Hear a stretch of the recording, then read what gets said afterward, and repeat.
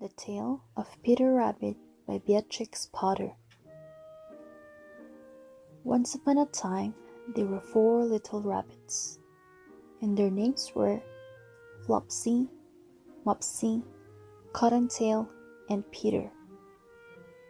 They lived with their mother in a sandbank underneath the roof of a very big fir tree.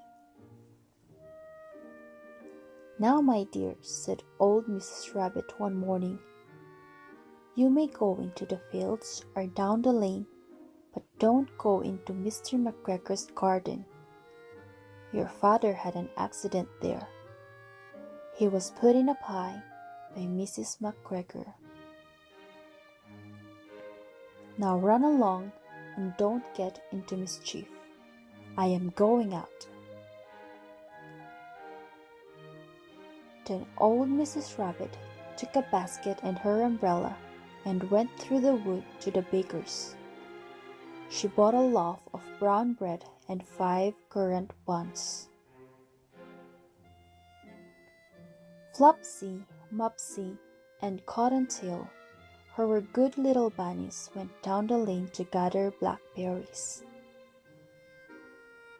But Peter, who was very naughty, went straight away to Mr. McGregor's garden and squeezed under the gate. First, he ate some lettuces and some French beans, and then he ate some radishes.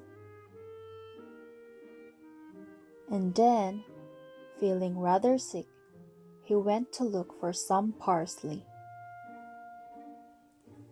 But round the end of a cucumber frame, whom should he meet but Mr. McGregor? Mr. McGregor was on his hands and knees, planning out young cabbages, but he jumped up and ran after Peter, waving a rake and calling out, "Stop, thief!" Peter was most dreadfully frightened. He rushed all over the garden, for he had forgotten the way back to the gate. He lost one of his shoes among the cabbages, and the other shoe amongst the potatoes.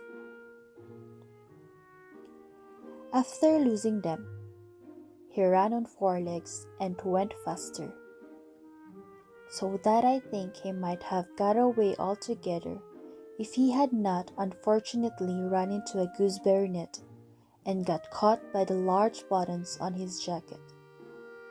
It was a blue jacket with brass buttons, quite new.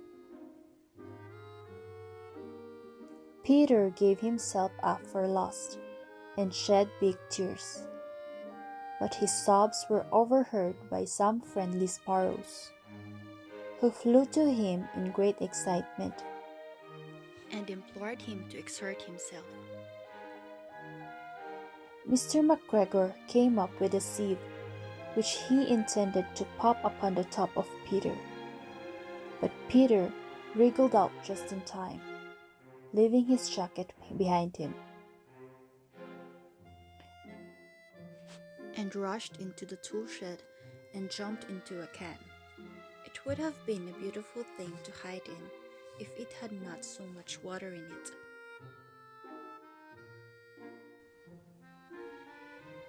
Mr. McGregor was quite sure that Peter was somewhere in the tool shed, perhaps hidden underneath a flower pot. He began to turn them over carefully, looking under each.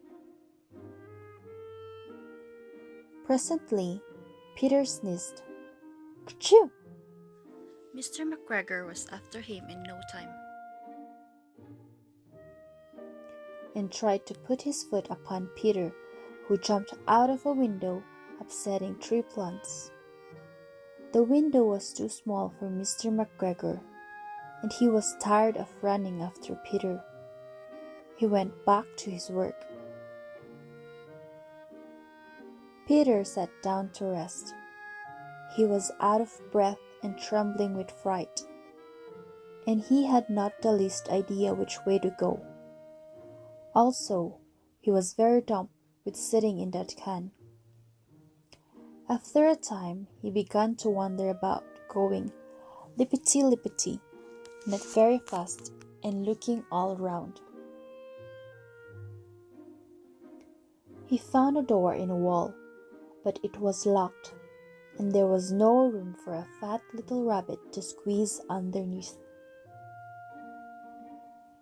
An old mouse was running in and out over the stone doorstep, carrying peas and beans to her family in the wood.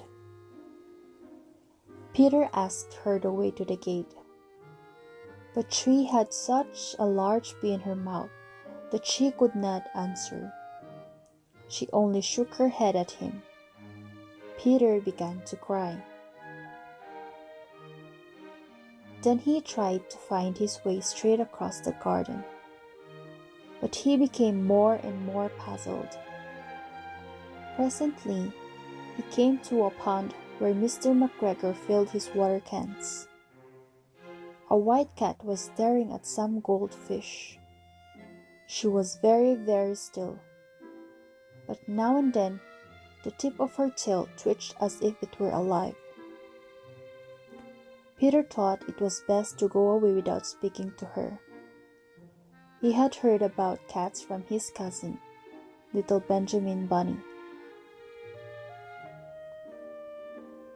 He went back towards the tool shed, but suddenly, quite close to him, he heard the noise of a hoe, scritch, scratch, scratch, screech. Peter scuttled underneath the bushes, but presently, as nothing happened, he came out and climbed upon a wheelbarrow and peeped over. The first thing he saw was Mr. McGregor hoeing onions. His back was turned towards Peter, and beyond him was the gate. Peter got down very quietly off the wheelbarrow and started running as fast as he could go, along a straight walk behind some black currant bushes. Mr. McGregor caught sight of him at the corner, but Peter did not care. He slipped underneath the gate and was safe at last in the wood outside the garden. Mr. McGregor hung up the little jacket and the shoes for a scarecrow to frighten the blackbirds.